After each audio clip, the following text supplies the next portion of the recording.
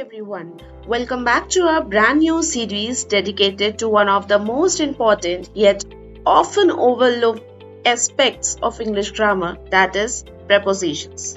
Have you ever wondered why we say in the morning but at night, or why it's on Monday but in July? Prepositions can be tricky, but they are essential for clear and effective communication. Over the course of this series, we are going to take a deep dive into the world of prepositions. We will explore their roles, types, and common uses, as well as some tips and tricks to help you master them. Whether you are a student, professional, or someone looking to polish your English skills, this series is designed to make you confident in using prepositions. Let's start with the basics of prepositions. What exactly is a preposition? In the simplest terms, a preposition is a word that connects a noun, pronoun, or noun phrase to another word in a sentence. They are like bridges, linking different elements together and showing the relationship between them. Here are the examples. Consider the sentence that is, the cat is under the table. Here, under is the preposition.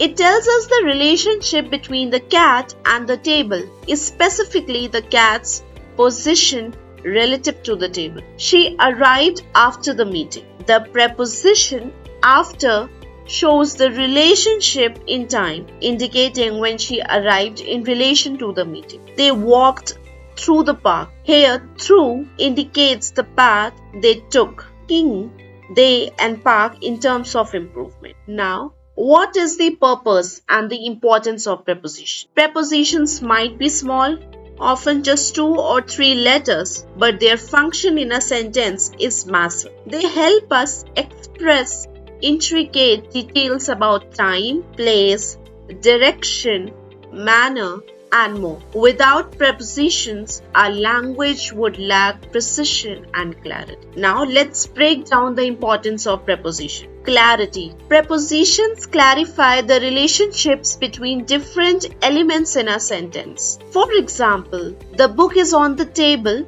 gives a clear picture of where the book is. Without on, we might be left guessing. Next, detail. They add detail to our sentences, allowing us to describe things more accurately. Instead of just saying, she is at home, prepositions help us say, she is in the living room, sitting on the couch, providing a richer description. Connection. They connect ideas and action, making our sentences more dynamic and informative. For instance, he walked across the street not only tells us what he did, but also where he did. Because prepositions are so essential, it's easy to get them mixed up, especially when translating from another language. For example, knowing when to use in versus on can be tricky. We will address these common confusions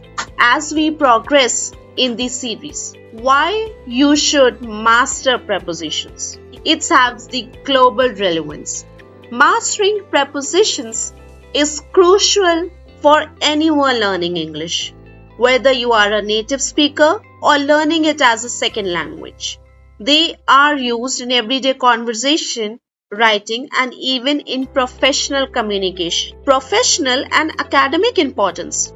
In academic writing, using the correct preposition can be the difference between a clear argument and a confusing one. For instance, saying responsible for versus responsible to changes the meaning entirely. In business communication. In the business world, clarity and precision are key. Prepositions help convey exact instructions or details. For example, knowing the differences between meet at the office and meet in the office can prevent misunderstandings.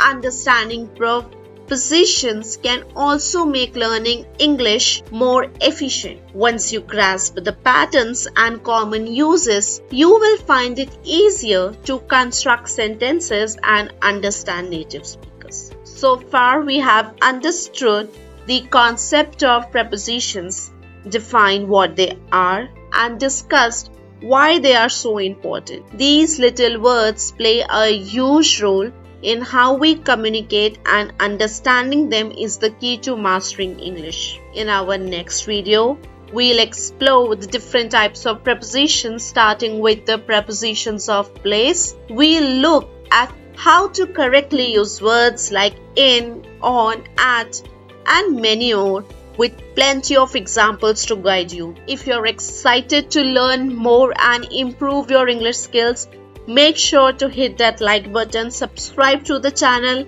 and click the bell icon so you are notified as soon as it comes away.